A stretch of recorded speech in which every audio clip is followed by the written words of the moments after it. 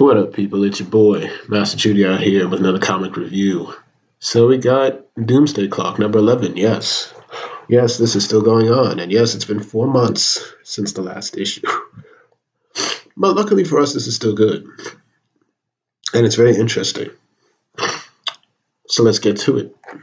So basically, the world is going to hell because, yes, Superman was injured last fight. Dr. Manhattan has taken out pretty much every single hero on Mars, save for Wonder Woman.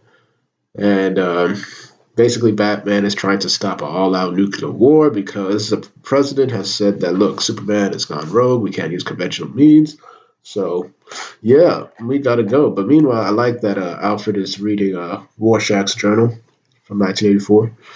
And that'll turn out important later. Everybody's looting. Superman's trying to stop everything. And meanwhile, we see that Black Adam's forces that are leading a meta-human revolution are trying to head to the White House and pretty much destabilize both major governments because Moscow was inadvertently destroyed by Firestorm, which Superman had pretty much got knocked out and wounded to protect. So we got Wonder Woman facing the Creeper and Giganta. The whole world is going to peace, and then we just see Black Adam take her down, saying that they are descendants of those who are enslaved by your people, Diana, who raped and killed many of you. They fight for privilege. I fight for the oppressed. So he's like, why do you want to fight for these people? So Kahndaq is a small country right there, ruled by Black Adam. And, world is just going to an end. Meanwhile, at basically on Themyscira, you have Queen Hippolyta saying that her Diana is going to be injured badly. The Oracle predicts it. And they say that we must bring her back to the island so we can heal her with the purple light. She will fight to stay, but this is for her own protection. And then we see that, what about the impending war of man's world? And Hippolyta's like, yeah, retribution against Black Adam is not our way. And saving the rest of the world from ourselves is our mission. And then, Putin's given a deadline for Black Adam. Not Black Adam, for Superman because of what happened with Firestorm. Meanwhile, Lois is with Lex. And we haven't seen Lex in a while. He's only appeared 2-3 times in this whole thing. But Lois met him to talk about something. And so he pretty much tells him that, look, a while back, Ozymandias came to meet me, and he boasted that he created an alien invader. Everything that happened in Watchmen, which basically destroyed his planet, killed millions of people, but it did unite his planet, which basically ended world destruction, and there was peace. But of course, we all know what happened in Watchmen. It's like, if that's true, he's more of a madman than you. Ultimately, his actions were exposed, and his world fell into nuclear war, which is why Ozymandias and them left. So he came searching to basically this one. He was desperate. And he was desperate to find Dr. Manhattan. Then, of course, Superman wakes up, a lifelong mistake. We go back to the Daily Planet. It's like, and Perry's like, I don't want you going to the streets because everybody's losing their goddamn mind. It's like, this is supposed to be Metropolis, but it looks like Gotham. It looks like every city in the world right now. So, Chief, where's Superman? Locals said it felt like an earthquake. So, basically, there's a military metahuman. Basically, Black Lightning is conducting military exercises right in Kahndaq. Basically, weather is going crazy. Japan is saying that Firestorm's detonation has created worldwide anomalies. Ozymandias is pretty much being pleased with himself because the whole world is going into chaos, and he's expecting basically what happened in the Watchmen world to happen in the DC universe. Flash Museum has been destroyed. Basically see that Saturn girl who was here is also being held captive. And we just see that Ozymandias is saying, yes, a world to remember. Let's hope so. And he's busy watching everything. He's seeing Batman. He's seeing the world. He's seeing Superman fly off. And Ozymandias is just smug. So he's always been the villain all the time. So the world is still going to heck. And then Ozymandias is like, yes, I hear you. All these screens, I thought you were one of them. Come on, Muastis. Let's deal with one of our inquisitive guests. Not this man from the past who sits whimpering, but you. What do you want? And Saturn Girl's like, I want to know why I can't read your mind. And of course, this man is Ozymandias, being the asshole he is just smiling with a smug face. So meanwhile, Lex and Lois are back into Lex's secret basement, and we see that throughout time he has basically been keeping some things, been investigating. And we see that this is Carver Coleman. And if you don't remember, this is the actor who basically was talking with Dr. Manhattan and he was telling him his future, everything. And then Dr. Manhattan, I'm guessing, yeah, caused his death or pretty much killed him, can't remember. But he says that Carver Coleman says they went for his sale, his personal belongings, and things were pretty much traded. But this one I managed to get. It's like, according to the man, according to the description on the back, I believe that this man's name is John, and then the picture was found on April 18th, 1938, which people say, of course, is the year Superman was created as a character. And she's like, what's so special about it? It's like, I've been tracking strange anomalies since I was a boy. I've proved many things over the years, the existence of aliens, as you know, the threat of Nibiru, which also would say the word from destruction, but the story behind the picture has eluded me. So 2 years ago, basically, he's talking that something came from the beyond the universe, and of course he witnessed the return of Wally West and Barry Allen there. It's like, and but he's saying that the flashes that the reunion of the flashes are not the source of the anomaly, but it was this picture that, of course, Doctor Manhattan was has been keeping, and he's like, and Lois is like, this picture is connected to the rebirth of Kid Flash. In a way, it is. It's like, I found chrono debris in the area, including the film I sent you, along with other personal items connected to Wally West. Evidence that our reality has been altered, but it was the photograph that was the true anomaly. And he pretty much says that every single time I've researched, I found this particular photo. It's like back in 1938, but if you look at John's suit, it comes from a later era, from the 1950s. So it's always been there. And Lois is like saying, you're saying these photos have been time traveling through time. Saying, not these photos, Miss Lane. These photos appear to be left behind by someone, like a trail of breadcrumbs dropped across the most of the last century into this one. And basically, it's like, who would create this? And Lex is like, I don't think that the person is aware that he has. But whoever they are, they're the most powerful being that I've ever encountered. So we see that Dr. Manhattan is on Earth after pretty much taking out every single hero. But he says but he's preparing for the end. He basically says in March 30th, 1981, a drifter named John Hinckley Jr. attempts to assassinate Ronald Reagan. The president's blood spills onto the sidewalk as his lung collapses. 4 hours and 17 minutes, the street will be rubble because he's expecting Superman, and I will speak with Superman for the first time. So Superman suits up. Military comes in, tells him that, look, we need you to lower your weapons because you're the president of the United States, expect you to come. And Superman's like, look, I don't want to hurt you. And if I have an issue with the president, we can talk it out man to man. But Ozymandias is talking to Irma, Saturn Girl, saying that Superman doesn't know I exist. And she's like saying, your head is full of lies. And of course, he continues to talk, saying that you've come here to warn Superman about the future. About a future you don't understand, but he's like, I'll tell you one truth. You're never going to see Superman again. So Superman leaves. So this guy tells Ozymandias to leave her alone. So Superman has flown all the way to Washington, D.C.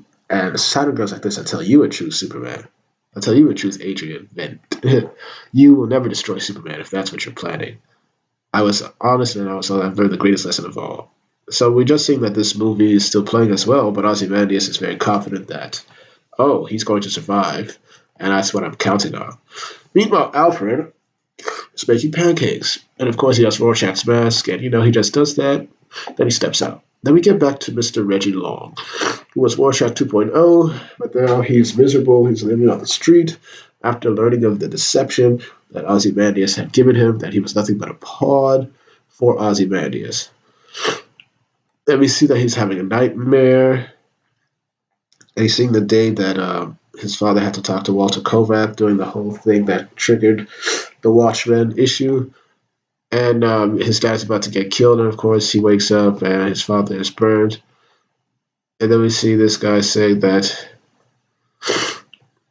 And then he just see Reggie Rorschach, and he just see Reggie crying, like saying that I want to see you. And it's a dream. He thinks it's a real Rorschach, Walter Kovac saying, "I see a dying world." And then he gets strangled, but of course it's Alfred. And Alfred finds him on the street. And he's very nice, saying that you like my cooking. It's like I read the journal.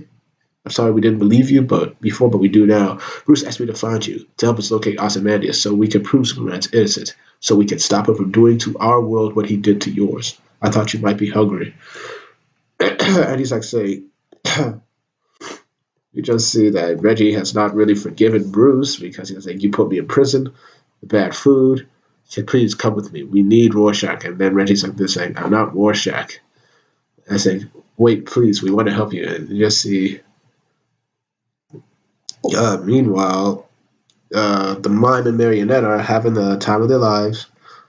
And they're just killing people. So Ozymandias explains his plan, that my original plan was to find John, convince him to return to our Earth so that he might save him from nuclear annihilation. But I knew after our discussion, before he disappeared, John would never listen to me. So I set my sights on pretty much the mom and Marionette. Their son was born in a hospital prison. I promised to reveal where he had been taken if they had came with me to confront John. I pulled their proverbial strings basically, and of course, the comedian is still, I guess, the mom and Marionette's prisoner because every villain from that universe fears him, but now they have him under his control. And basically, it's like I required them because of their past experience with Dr. Manhattan, and Marionette and them were just still killing. It's like John was responsible for their incarceration. Everyone believed he had hesitated to kill Marionette because she was pregnant, which of course because he peered in her womb and saw everything. But I knew in the past John watched a comedian shoot and kill a pregnant woman and had done nothing. So guilt. John revealed to me over the years that he had seen Marionette's child's future. The boy would be adopted by a couple, and he would bring incredible joy to a woman who had been very important to John at one time in his life. Oh, so that pretty much solidifies that he didn't really take necessarily pity on Marionette, but actually just really the child who would grow up to bring joy to, I believe, Dr. Manhattan's former wife. I hoped upon seeing Marionette, John would be reminded of the family he chose to protect by granting Marionette mercy she certainly did not deserve. And you broke them out of prison. Not me, my other puppet, who is easier to manipulate than Marionette and mine. So he talks about how he manipulated Reggie Long.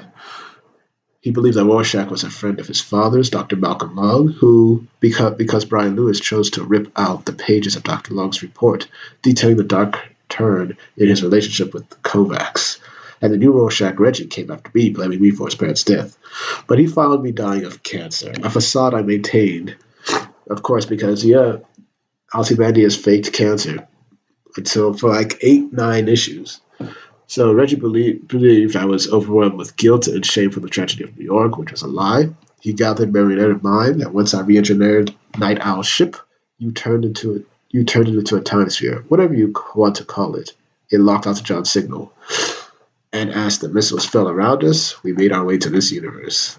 I said, poor Reggie. He had no idea he was wearing the mask of the man that destroyed his parents. Working for the man who manipulated him as Brian unknowingly did. Coming to the strange, colorful world. It was here that I realized that John had journeyed to someplace special and horrifying, the DC universe. A one of extremes impossible to reconcile. One full of hope and at the same time despair. So we just see the beautiful pictures of the DC universe. Love this picture, it's very beautiful. A schizophrenic society overrun with superpowers and costumes. He refused to help us, obsessed with impending confrontation with Superman that would lead to his own destruction with his universes. To be with his own. But it was clear why John had ventured here to be with his own, because he felt that he connected with the superheroes. He refused to help us, believing that a confrontation with Superman would lead to his or this universe's oblivion. So I came up with a new plan, one to save both worlds. The worlds believed that Superman was holding it together like a string and chewing gum. In order for things to change, they must hit rock bottom. So what if I could turn the world against Superman? In my search, I discovered the Superman theory that to be, in fact, partially true. After Superman's arrival, the U.S. government had begun experimenting to create its own metahumans. These confidential programs were led by Professor Martin Stein, Firestorm, Ronald Raymond, who later caused the accident bonded with the suit Ronald Raymond. Raymond's psychological profile revealed a deeply flawed, insecure being, one that I could manipulate, as Stein did. After I leaked this information to Firestorm's Russian counterpart, Pozar, I placed Raymond under increasing pressure from the media. Ultimately, Superman went to Moscow to intervene, defending Firestorm in the hopes he might save lives. Then Bubastis helped me create a little detonation. People died, Superman was blamed for protecting Firestorm. So, Ozymandias was behind the whole destruction of Moscow. But I wanted many humans who would no doubt investigate to quickly learn that the explosion was not Firestorm. The heroes of this worth would then trace this energy not back to me or Bubastis, but to, of course, Dr. Manhattan, resulting in a battle that removed all of Superman's metahuman allies. Dang. Oh, and the Amazons have also stormed the United Nations, abducted Wonder Woman mid-battle, leaving no one to stop Black Adam. So pretty much, Wonder Woman has been taken by her own people, and Black Adam's heading to Washington, D.C. The stage is set, and we need to get you someplace safe. So meanwhile, it seems that Black Adam's crew has made it to the White House, getting ready to handle business. But of course, Superman comes in. And Superman's like, by the way, the art's still fantastic. I'm still catching up, but I know enough to know this has gone too far. Black Adam's like, you have one chance to stand aside Superman. So they're getting ready. It's like, I've seen the future. It exists because of Superman. Yes, well, if Superman is so important to you, to your existence, let me ask you one thing, Sammy Girl. Does Superman remember you? No. No, what's happening? I would realize that you're no longer part of this timeline. You just didn't realize it. And now she's fading away to the time stream because I'm guessing that she never met Superman yet. Long live our worlds. This one will become my tomb. But that tomb will be a monument. Oh, quick chronicle, man. You're from the past, and the past won't be erased. So Superman is fighting Black Adam. He gets hit through a building, and Dr. Manhattan is basically saying in 6 seconds Superman will see me. 5. We see that Marionette and Mime are still causing chaos. Police are after them. They pass Reggie. Reggie's having some kind of crisis. Superman gets up, and the moment that we've been waiting for is now upon us. It is Superman. It is me. It is us. It is the world. It is time. And then we see this gold thing, which I'm not sure what it is. It's time. And so that is the end of that.